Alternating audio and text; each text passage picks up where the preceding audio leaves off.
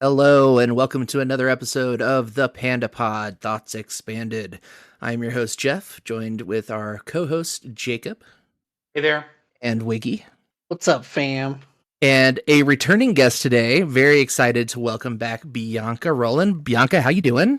I'm great. Hi. We're so excited to have you back. I saw you post something in one of my Discord servers or one of our Discord servers about having a cool Eclipse experience. And my experience with the Eclipse was amazing as well. And I just wanted to hear all about that and hear about what projects you're working on. So, yeah, what's new? Well, I guess we can talk about the eclipse because that just happened recently. I guess that's a good place to start since that's the first thing you listed. So I live in the general Oklahoma City area, and we made the decision. I took the day off because I wanted to witness it without having to worry about my job.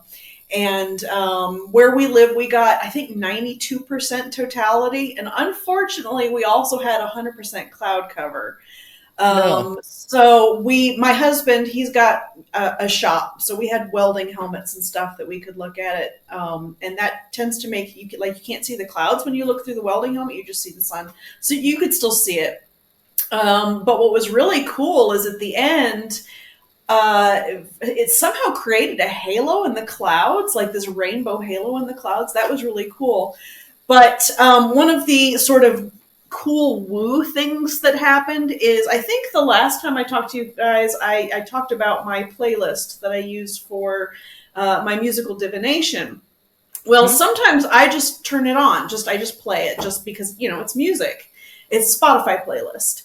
And we were hanging out in my art studio, which is an extension of my house. It's in the backyard, kind of my husband and I hanging out, waiting for the eclipse. And I'm playing this playlist that I have. It's like 3,000 songs, and I have it on random. And it keeps playing songs with darkness as the theme. And so I felt that was very synchronistic. And then I can't remember if I talked about Alice on the last podcast either. I probably should have listened to that before visiting with you guys this time so I could remember what I talked to. Anyway, Alice is my guide. She's the entity that I talk to whenever I'm doing my divination. And so not only were these songs about darkness, not only did those keep popping up, but one of the songs that popped up was a song about Alice, and it just all felt very synchronistic right there in the moment. That was my woo eclipse experience. Love that. Yeah, we were in Indianapolis for the eclipse. Elia, my wife, and I came up for it. And we were at a park in Indianapolis called Garfield Park. And we had 100% totality. And it was a perfectly clear day. Like, I don't know how we managed to manifest such a great day for an eclipse, but the just collective gasp when totality hit among everybody at the event, and just the cheering, and then just kind of the silence and laughter of just looking around, and everyone is just noticing how different the world looks, how the colors look so different in the world. And then the second collective gasp of the sun peeking out from behind the moon and kind of blinding everybody. It was just an amazing experience. I don't know what I was expecting. Yeah. I don't know what I was expecting. I wasn't expecting anything in particular. I mostly just wanted to come hang out with my friends, but having experienced it, I'm never going to forget it. It was amazing. How many people would you say you were with, Jeff? Well, there were 9 of us from the Hot Alien Summer Camp crew that were Sure. there. We rented a house in Fountain Square. And then at the park itself, not nearly as many people as I was thinking there would be. They kept talking about how there was going to be like a state of emergency and there'd be so many people. But like it kind of just felt like a regular day at the park. Like there were a lot of people there, but not a lot. Like we didn't have trouble finding parking or anything. But even with not a large crowd, actually probably better because there wasn't a large crowd. It was a really nice experience. The National Guard. So we live, I think, about 2 hours away from the path of totality, the part that hit Oklahoma. They actually called the National Guard out. Yeah, Indiana declared a state of emergency like 3 days beforehand. It's Like, they thought it was wild. gonna be It's wild. crazy. Yeah. Yeah, they had schools closed and all kinds of stuff expecting so many people to come. In the smaller city that I live in south of Indianapolis, they had ordered like set up food trucks, and people were like, the gas station by my house was trying to charge people $50 for parking, and like not that many people showed up. Like it really wasn't that kind of thing, but people were just like flooding the local Facebook page saying like, should I charge for parking? And everybody's like, no, because you can get sued, and like everybody was talking about for a good 5 days. So what do you guys think that was? Do you think that was like people just hyping it up too much? Like, do you think that was like wish casting? Like, this is going to stimulate the economy? Yeah, I would say that's probably what it was. It's what it felt like anyway. It felt like there was a really big social media push around the eclipse too. Like Mhm. people were talking about it all over TikTok. Yeah, all over YouTube as well, which is where I tend to crawl. So, I mean, I remember there being eclipses in the past, even solar eclipses, and I never remember hearing about it so much online. I mean, I live I in agree Florida. with you. I We agree. weren't yeah. anywhere close to totality here, but still, I heard a lot more about this one than the last one when we weren't that close to it. You know. Yeah, yeah, agreed. Well, I think, it's we're living in a time when things are so God, just contentious, and there's so much bad news and so much ugliness and hate, and I think it's the kind of experience that people can just kind of unite under, and it's positive. Right.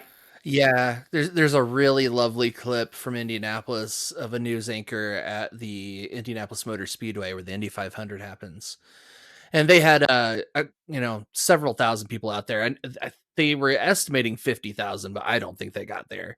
But the clip is of him just kind of standing in totality and talking into a mic about how the news is constantly reporting tragedy and sadness and fear, and how in that moment, just the collective awe and wonder of everyone there, just it felt like something that should be reported far more than the normal news fare.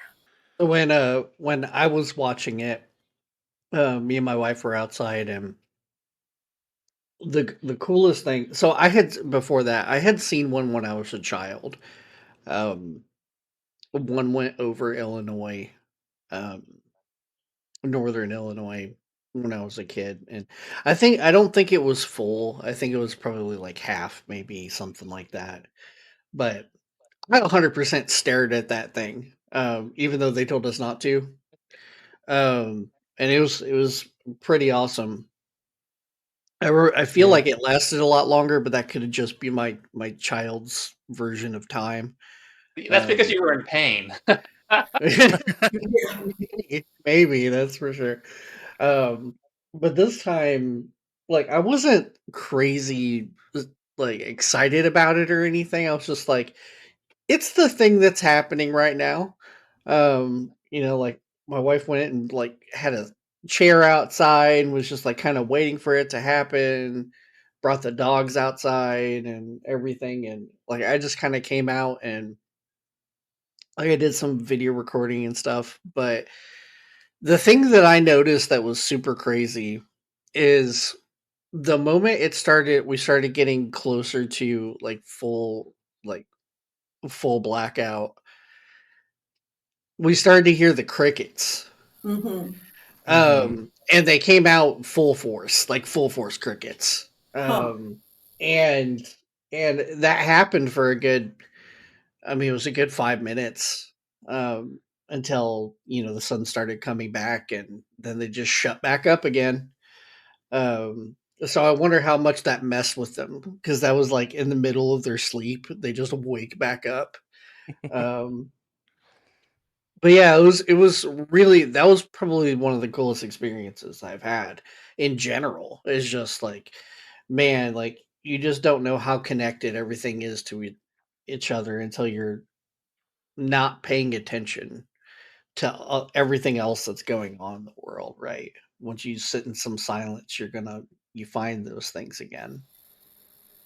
It can also make you feel really small because you have to think about this celestial event that all these people, we can just look up and see it, but if we wanted to impact that experience in any way, we couldn't. Like, it's a thing that is just going to happen, period, and we are so tiny.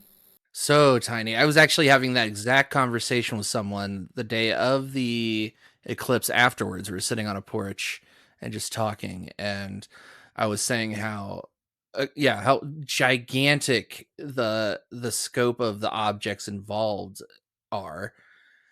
And he said, "Yeah, but doesn't it just kind of feel in the moment like the universe is winking directly at you?" And I was like, "Yeah, it does kind of feel that way." Just thinking about it and staring up at it, I don't know, it felt like I was meant to see it and that the universe wanted me to see it, you know? So I'm small but important. Well, and apparently, this kind of eclipse is an incredibly rare thing. Like, other planets don't experience this. Somebody posted on Reddit a picture of um, maybe a moon eclipsing the sun on Jupiter, what that would look like, and it doesn't look anything like ours. Like, the size being just exactly right and the distance being just exactly right, that this phenomenon is even possible. Yeah. It's just mind-boggling. It almost feels like it's not an accident, you know? Yep. Yep. Yep. Yeah. We're the only world like ours that we know of. But it also, so, and I'll bring it back up because I haven't talked about it since like maybe the first episode of the podcast. So my greatest fear is that the world's going to stop spinning and I'm going to fly off of it. You think there's a big risk of that happening? I mean, if the core stops moving, Well, yeah. I think that's how it goes. I mean, it's obviously not going to happen, but actually, we actually looked it up and did some math, and more than like you just fly sideways, you wouldn't like fly upwards, right? Like because of the winds. Um, but we talked about tying ourselves to various different things to see if maybe you could outlast the first blast. But yeah, Iggy, I feel like you're really afraid of like Lex Luthor or something, because like who the hell is going to stop the Earth spinning?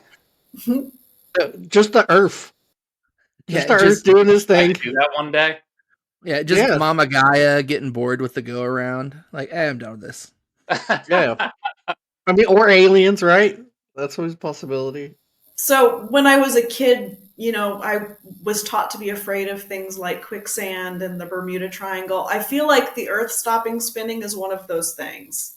Sure. It's like, it sounds like really super scary, but really, how likely is it that's going to happen? Definitely, it's definitely one of those things. It's definitely one of those things.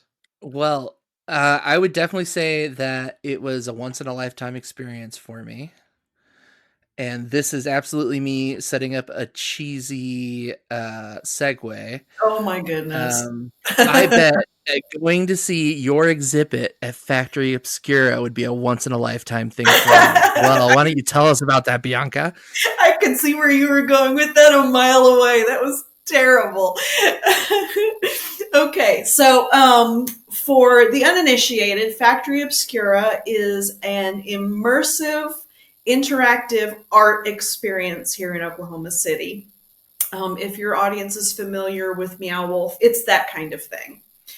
And I am part of a team of artists that is building an installation in a side area. So the main Factory Obscura is a permanent walkthrough exhibition. What I am working on right now is a temporary exhibition that'll take place in their warehouse space, just literally right next door. And it opens on May 31st, and it will run all summer long. And I can't really tell you any details about it because I have signed an NDA, but I am very excited to be working on it. It is absolutely a dream come true. It is a bucket list item to be doing this work, and I think there are very good prospects that I will be invited to continue to do work with them in the future. That is so cool.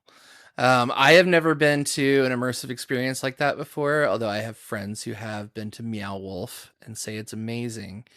But I am gonna try my damnedest to make it out there to see this exhibit of yours, because boy, that's so cool. To know somebody who's a part of that is just really neat. Well, I would love to have you. Anybody that wants to come visit, excuse me, I'm so sorry. I would absolutely love to show you my work and the work of the team. How often do you have to sign NDAs? This is the first one I have ever signed. Yeah. And did it feel worth signing your soul away to the NDA? Honestly, it does. This experience is really valuable to me on a number of levels. First of all, I'm getting paid, but it's really a challenge. It's really causing me to go outside of my comfort zone because I'm used to working kind of small, and for an installation like a walkthrough kind of thing, you're working much bigger. And because it's interactive, I have to factor in, can this thing be touched without it being broken? So I'm having to completely rewrite the way that I work on this art. And so all of the other benefits aside, the amount of experience that I'm getting, what I'm learning by going through this process, yes, it is absolutely worth signing an NDA. Well, plus it gives you a good excuse when people ask prying questions and try to get spoilers. You can just shut it down right away. I think I may have just lost you for a moment there. My screen went black. Sorry, I didn't hear your last question. Oh, no problem. I just said it was more of a comment than a question. I was saying that helps. You don't have to worry about people prying and asking for spoilers. You can shut it down. Yeah. Although it's actually killing me a little bit because I have a couple of different places when I'm working on projects that I do post works in progress. I like to show people the build up to the final reveal. So it's actually hurting a little bit to not be able to share it at all. What impact has that had on or has it on the work itself? That's a really good question. I think sometimes the sharing is motivating, and feedback when I get positive feedback on something that I'm working on, it helps me push through the moments when the work gets boring, because inevitably in any project there's going to be a period of the work where it's not interesting, it's just essential.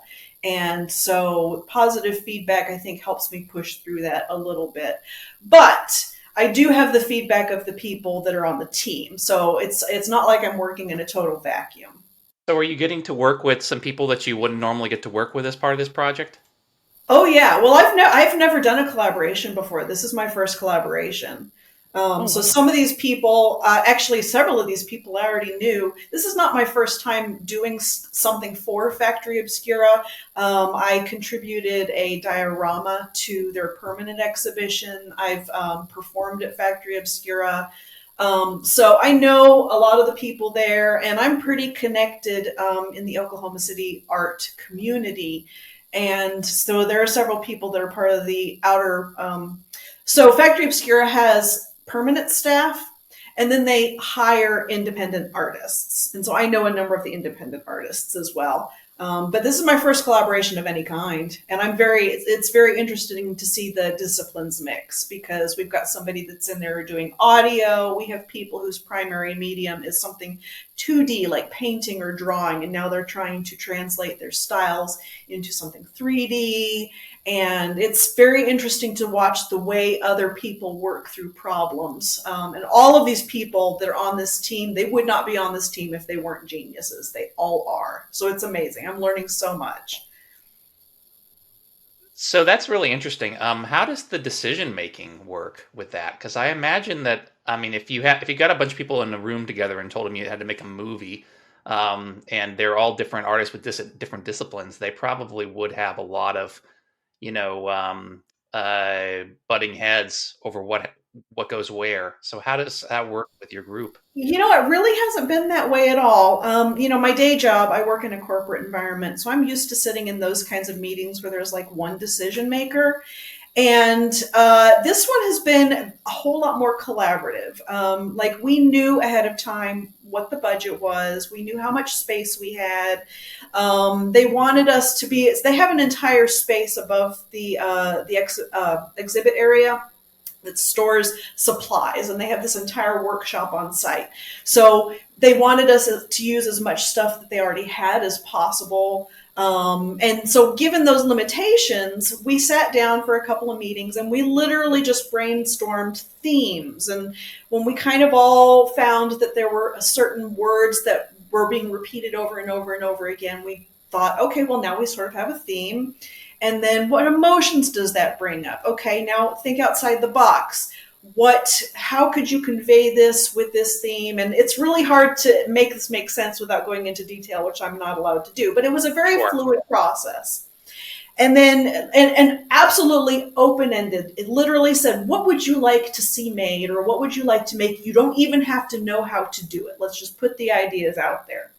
Because the other part of it is we're working together. So I don't have to know how to do something from start to finish by myself. I just have to have an idea, and then I have to figure out what the skills are of the other people that are there. And we have some really like people that are really good with electronics. We have people that are good with fabricating, all kinds of skills on this team. And so ultimately, we all sort of decided on this is a thing that I would like to do. And we had a huge list of things, and then we've sort of narrowed it down over time to what we can accomplish in the time frame and within the budget.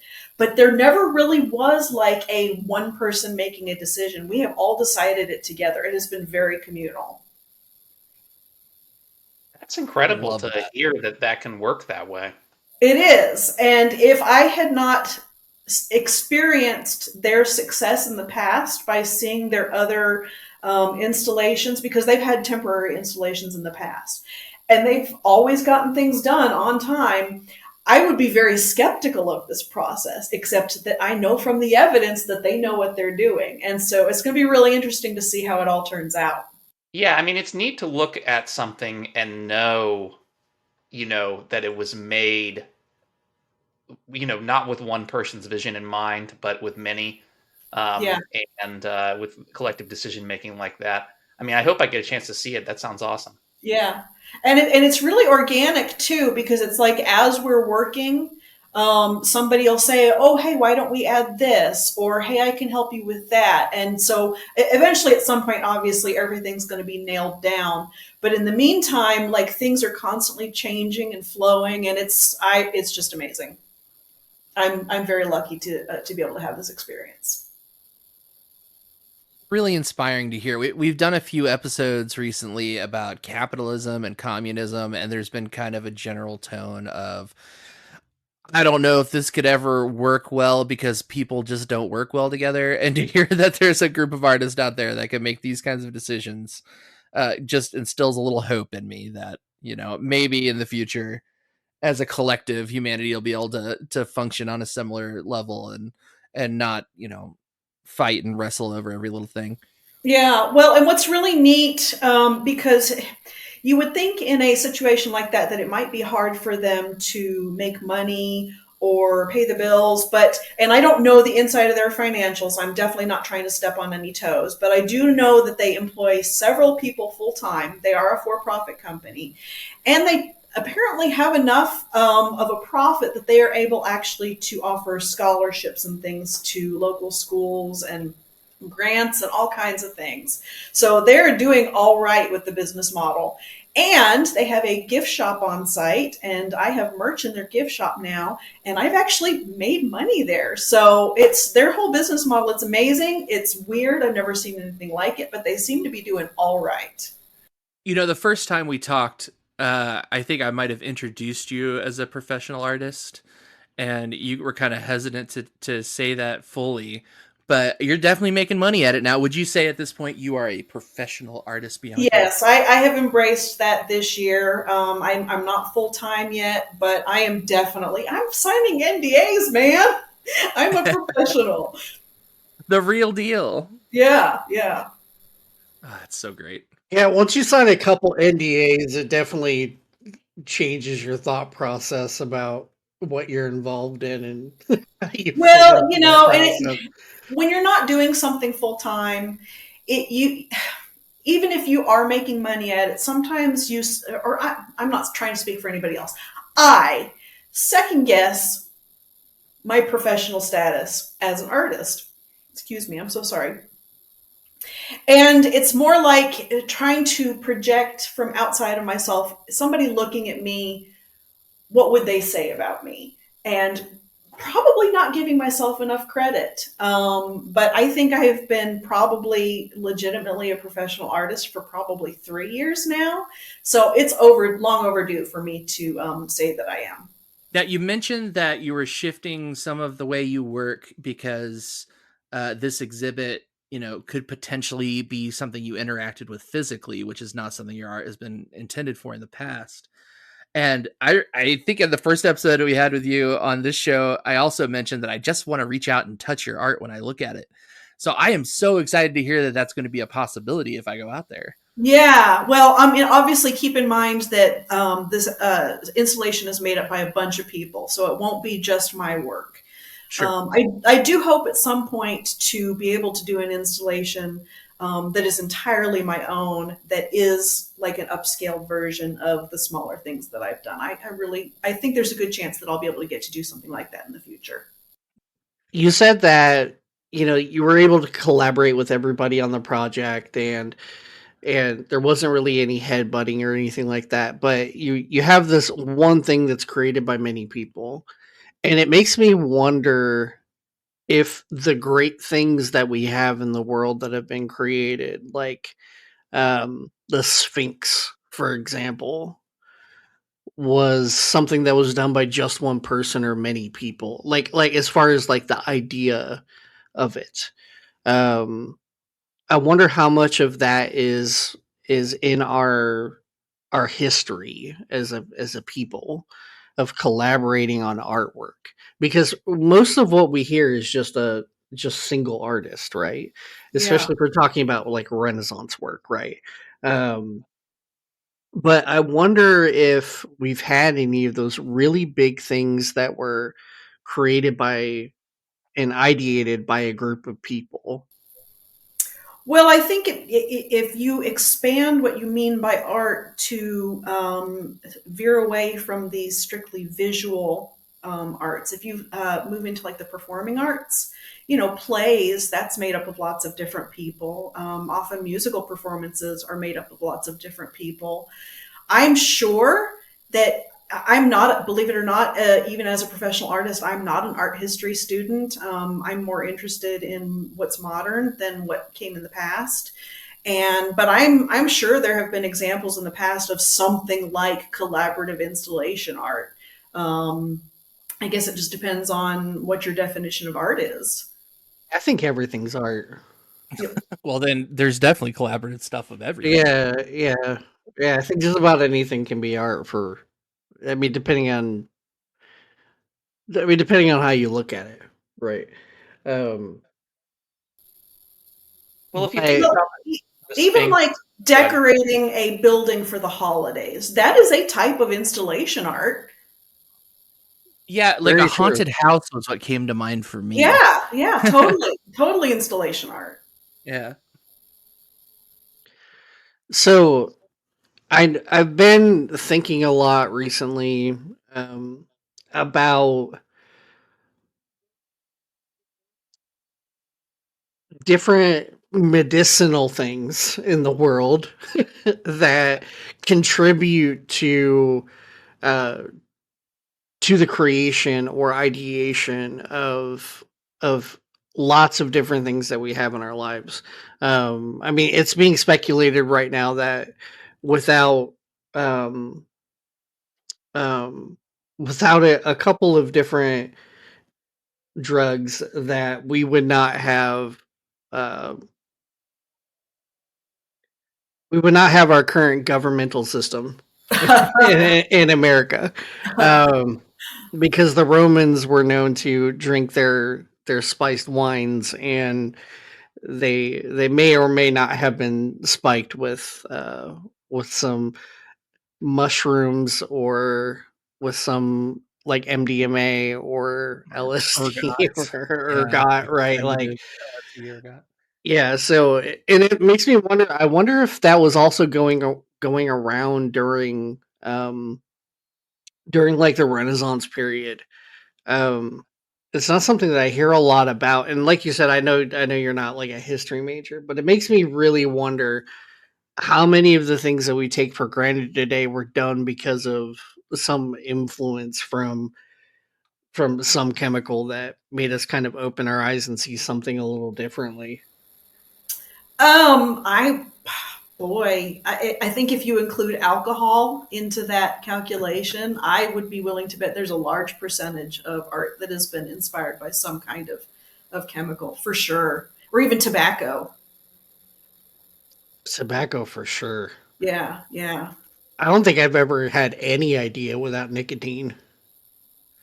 I Well, don't think I could have thought of anything. I am not a regular nicotine smoker. I don't smoke. I've never smoked a cigarette in my life. But my husband and I went to Turkey in 2019, and you don't go to Turkey and not smoke hookah. And I had some almost visionary experiences smoking hookah. Let me tell you. Hmm. That's really interesting. I've heard people talk about mild psychedelic experiences from tobacco use, and I recently had an experience with rape or hape, the Native American like finely crushed tobacco that is like blown into your nasal passages. You don't snort it; somebody blows it in there, and that was kind of a psychedelic experience too. Like it lights your whole brain on fire, and it like Hmm. feels like it focuses this like heat right on your pineal gland. It's really interesting. And I got some really cool visions of just like it looked like shockwaves shooting through the air. So I mean, tobacco definitely has its place in, traditional medicine for one thing, and some kind of psychedelic experience as well. Yeah. Well, and you think about gosh, so many artists and especially musicians that just chain smokers. Like there is something Yeah. to it for sure. Well, nicotine does give like a clarity of mind. It's really interesting. It's one of those things where if used sparingly, it can do that, and if abused, it can make you foggy when you're not using it. So I think people who use it sparingly have the right idea, but like once you get going on it, if you stop for even a short period of time, it's like you can't think about anything at all. So Yeah, yeah. Well, it also probably helps with art from the staying awake all night perspective too. true. Yeah. And I'm just thinking because I have ADHD, and when I was in high school, people still weren't talking about ADHD. They weren't medicating for ADHD, and I had a really hard time in school. And I can't. This is just a theory because, like I said, not a tobacco smoker, so I don't know how it impacts ADHD. But I know my husband has found it helpful in the past. Whether or not the reason that nicotine has taken such a hold in the country is because there have been so many people throughout history who have had ADHD, and before even such a thing was known about, and it is the way that they have coped, self-medicated. That is a really interesting theory. It seems like there really could be something to it. I know that when I'm feeling scatterbrained and I need to gather my thoughts going outside for a smoke break, like I've quit smoking at this point, but when I used to go outside for a smoke break, that was the purpose of it, to center myself, ground myself. I do find tobacco very grounding, um, and gather my thoughts. And I've never been diagnosed ADHD. I've always had suspicions about it, but I mean, yeah, I think there could really be something to that. So I think that part of it is probably related to the whole um like chewing a piece of gum when you're taking a test, or like having a toothpick in your mouth while you're focusing on something. Like if you have something that it enables, or like sucking on a mint, right? Like it enables you to focus better, I think. And I think with nicotine, I know it's a stimulant, so it does make your brain run a little RPMs quicker than it would before. But I think depending on how it's used, like if it's used in the purposes like we just talked about, then yeah, I could see it being really beneficial to help people focus on something. I bet you that's part of it, but probably not all of it. I bet the majority of it is the tobacco companies pumping it full of chemicals that you're addicted to. You know, Yeah. Yeah, that that's rat probably poison. these days. Yeah, but I mean, maybe throughout history, yeah, people have been using it to treat something that they just didn't fully understand or even know they had. I'm just finding I seem to know a lot more people with ADHD than without these days. It seems like it's almost more the majority of the people that I know have some form of ADHD. And it's just interesting, all of these things that have become sort of the vices in human history, chemically speaking. And you just have to wonder how much of that is self medicating. And I think a lot of it is. Yeah, So, how much influence do you think aliens has had on our art? Aliens? Yeah, Oh my I mean God. from crop circles to hieroglyphs. There's something for everybody. So Wow. what do we think? How much of an impact do we think that they've had? Well, I think if we set aside whether or not they are real, and we'll just go ahead and say they're not. I don't personally believe that, but let's just say they're not. Just the cultural influence of the idea of aliens and creating, shows like the X Files, and then every movie that has aliens in it, and like you said, like crop circles and any art that inspires. They're a huge part of the cultural paradigm. Is that the word I want to use? That doesn't feel like that's the word I want to use, but you know what I'm Zeitgeist? trying to say. yeah, zeitgeist maybe. Yeah, Zeitgeist, thank you. That's the word I was looking for. yeah. I And heard if that you word take since 1997. Yeah, that was a vocab word from high school. for sure. I think if you take the idea of aliens out of it and just make it supernatural things in this world, like I think then you get to a point where a lot of art is inspired by the supernatural, whether that Yes. be an external entity of some kind, or just what like an artist would call divine inspiration. Like I think aliens are fun to talk about, but like supernatural things in general, I think that plays a huge part in how humans, discover and create art. Completely agree. Completely agree. I would say that there's definitely a certain portion of my art that comes from somewhere outside of me, no doubt about it. Yeah. Yeah. Makes you wonder what what pieces of art in the world have come from an external source that we're not aware of. And it could be something that's like really mundane, right? Like the first vase. Like just imagining the like or like the spoon, right? Like maybe Like that wasn't a person that invented that. Maybe that was like something left a spoon for us to find, right? The oh idea And that then right. we just God gave us. replicated it. Oh, sorry. I like the idea that God gave us the spoon and then nothing else. Like you guys, but then you guys can figure out the rest. Yeah. And then one really pioneering caveman was like, what if I carve some tines into this thing? Spork. Yeah, the first spork. And then patented it and sold it to KFC. Yep. Smart. That's just good Well, marketing. Wiggy, to answer your question, I feel like if you say that art can come from outside of yourself, then like you said something interesting in your question, like that we weren't aware of. I feel like maybe if you take it as a given that art can come outside, it's probably like all of it's come from outside of ourselves, and that the majority of that we're not aware of the process, so we think that we made it ourselves. I feel like we're talking about two different things. We're talking about either sort of a metaphysical implantation where an idea comes into my mind from an angel, a spirit guide, whatever, versus an alien planted a spoon in the dirt and the first humans found it. That's true. Yeah, either one of those things is possible. I think they're both possible. Totally. That's my take. I think, well, because when, I mean, I don't want to go too deep into it, but there's this idea of everything that if there are aliens, okay, let's just say that there are aliens. There's this idea that a lot of our technology has been gifted from aliens. Not just that, like, we were somehow able to shoot down some alien craft or something, but that it was left for us to find in order to advance ourselves in a specific way. Um, and one of those, I believe, one of those was the Spoon. circuit.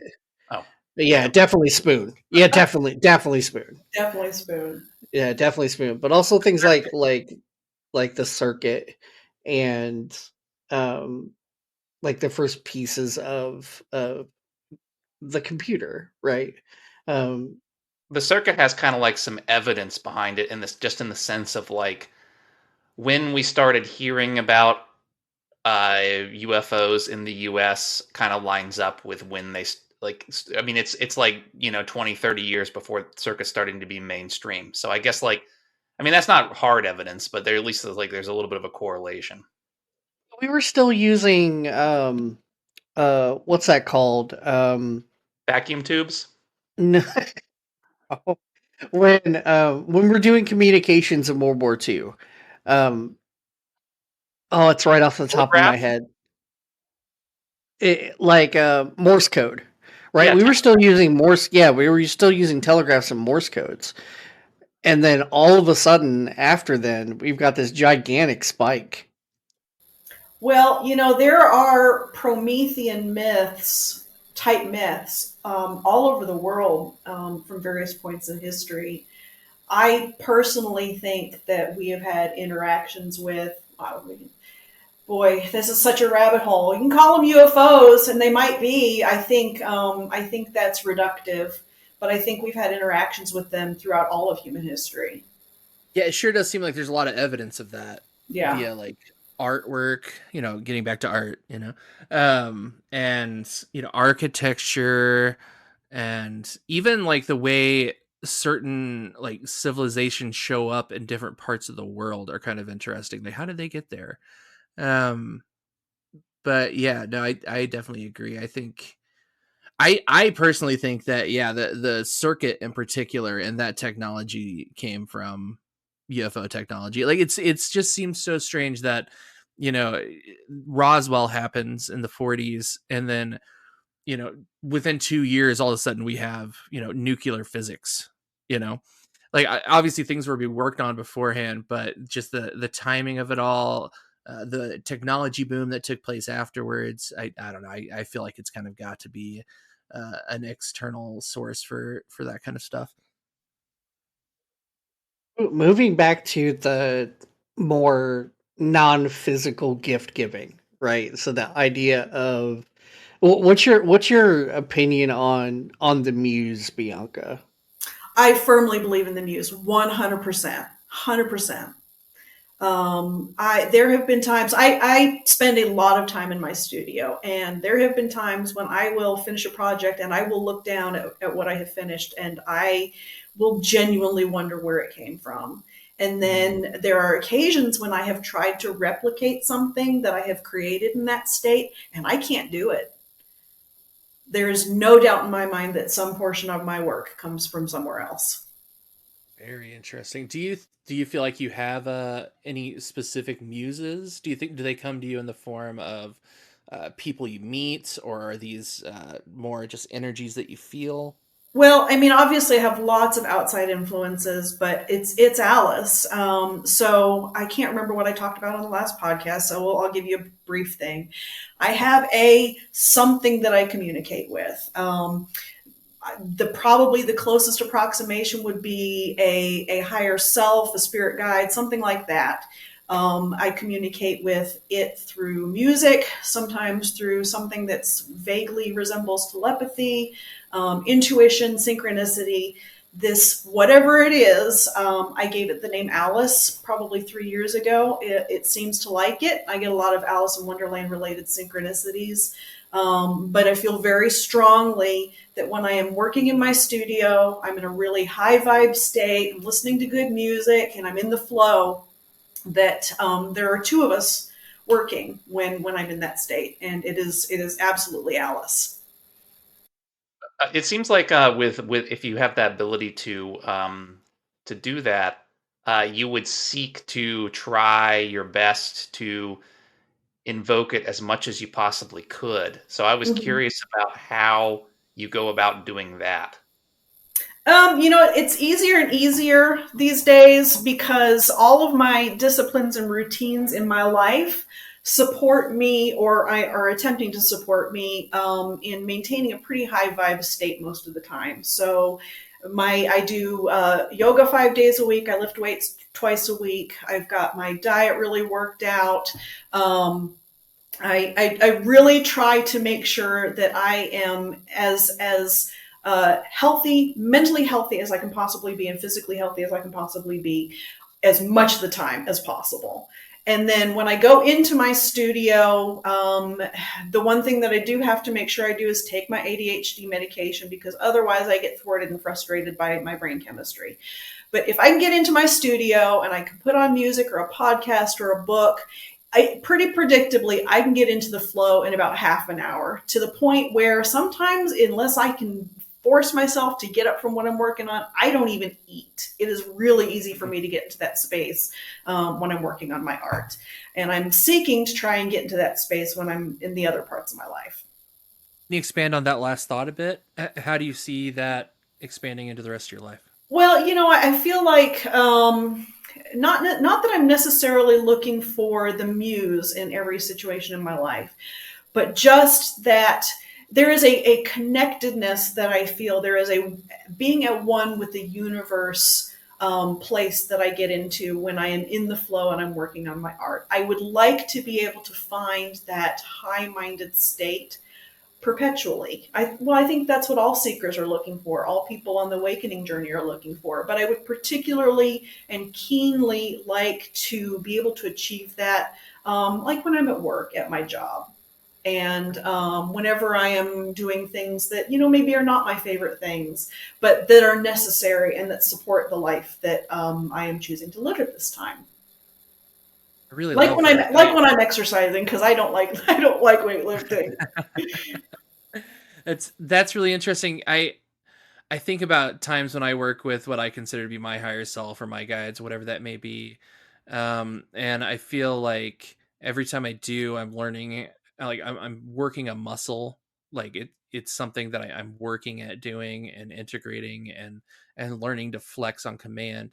And I love the idea of doing that. Are there any tricks you have to get into that flow state or that connected state that you find are helpful outside of your artwork? Outside of my artwork, getting a good night's sleep is really important for me.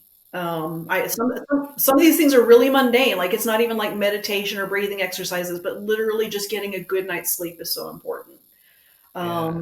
For me, making sure that my blood sugar is okay, because I have a tendency towards hypoglycemia. Mhm. Um, I have to be really careful about the kind of media that I take in. Not all the time, but there are sometimes when I find that I'm a little extra sensitive, and so I have to be really careful about like taking in the news. I want to be connected to the world. I want to know what's going on, but there are sometimes that I just have to shut it out.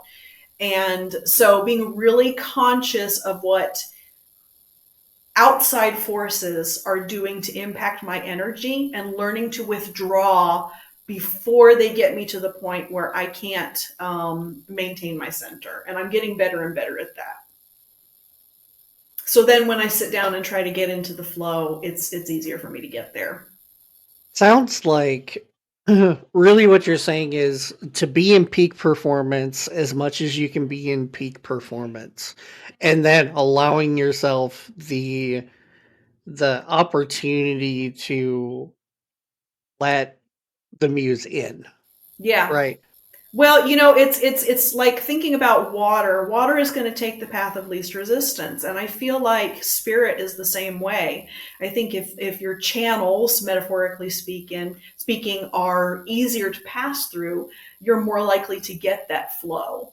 And so, if your mind is not cluttered with drama that might be happening in your life, or drama happening in the world, or exhausted because you're not getting enough sleep, or clouded or foggy because of whatever substances. And this is no judgment at all, because I still eat sugar from time to time, and I still sit in front of the TV and dissociate in the evenings when I'm too tired. But I do find that if I really keep to clean living as much as possible, while also giving myself grace and allowing myself to rest and enjoy some of the maybe less healthy things in life from time to time, finding that balance, it becomes not a process of seeking the flow. The flow just comes. Too busy worrying about what's going on in the world. Yeah, I give Muse zero chance. yeah.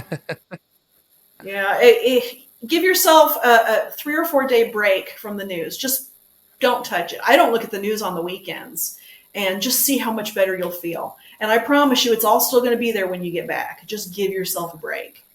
Really want to know what's going on all the time. I know, but it's not healthy. I never said it was healthy. I agree with you. It's completely terrible. Yeah, it's a little masochistic when you're diving into it every day. And believe me, I know I've had those cortisol addictions myself. Probably still do on some level. Yeah. Well, you've got some practice on shutting out that news, that media. We talked about this on our other podcast, my other podcast, interviewing aliens, about a media fast that you do every year. Yeah, Um, so trying to do that for 3 or 4 days makes a lot of sense, and I think you even suggested that when we talked last time. Not yeah, to yeah. go for a full month the first time, you know. Oh gosh, no. So once a year I do a month-long media fast, and I cut out all outside noise. But it is a lot to take on, especially if you're a very busy person, especially if you have kids and all that kind of thing. And I get that. But I do think if you can do, what I would recommend if somebody wants to give a real true dopamine media fast a try is try a week, because the first couple of days your brain is going to be reacting to the lack of stimulus, and you're probably going to be uncomfortable. It's going to be a withdrawal. But once you get past a couple of days, get into day 3, day 4, that's when you're really going to start to notice a positive difference. And then by the end of the week, you're probably not going to be real anxious to go back. I am absolutely going to do this at some point soon. Somebody I was speaking to recently was telling me about a silent retreat they went on. Yeah. And I don't think I could do that. I've really thought about it. I just don't think I could go a week in silence without speaking or having a conversation. But Was it one of uh, those like 10-day meditation retreats, or was it just, yeah, yeah, mhm, those are pretty, yeah, ooh, I haven't done one of those yet. yeah, they're intensive. I was looking into it, and really surprisingly expensive for a place that you go and just don't talk for 10 Yeah, days. yeah. But I think a media fast for a short period is something I have a better chance of actually accomplishing. So Yeah, I am going to give that a try here soon, I think. strongly recommend it. Yeah, I feel like I have done some things like that and, taken some steps towards doing that in general. I don't have a smartphone anymore. I use a regular just cell phone. Um, but it would be nice to like completely detox, from Facebook and YouTube and what have you on the desktop PC. Mm. Gosh, getting rid of your smartphone, that's a huge step. Yeah, I generally tend to do that kind of stuff rather than like take a huge step to do it completely, and instead of do it, in little chunks. Yeah.